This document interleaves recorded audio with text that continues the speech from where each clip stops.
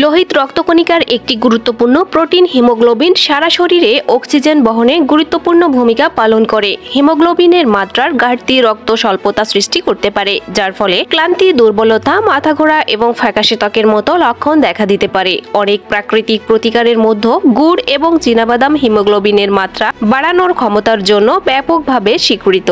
Haemoglobin মূলত iron দিয়ে গঠিত, যা অক্সিজেন বন্ধের জন্য অপরিহার্য।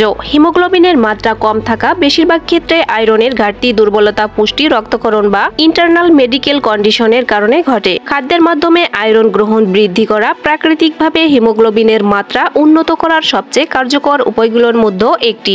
আখ বা তালের রস থেকে তৈরি অপরিশোধিত চিনি, গুড় প্রয়োজনীয় পুষ্টিতে ভরপুর, বিশেষ করে আয়রন। আয়রনের অভাবজনিত রক্ত স্বল্পতায় ভুগছেন এমন ব্যক্তিদের জন্য এটি একটি চমৎকার খাদ্য তালিকাগত পরিপূরক হিসেবে বিবেচিত হয়। Journal of agriculture and food রিসার্চে প্রকাশিত একটি গবেষণায় দেখা গেছে যে নিয়মিত গুড় খেলে তা রক্ত স্বল্পতার আক্রান্ত কিশোরী মেয়েদের মধ্যে আয়রনের মাত্রা উল্লেখযোগ্যভাবে উন্নত করে।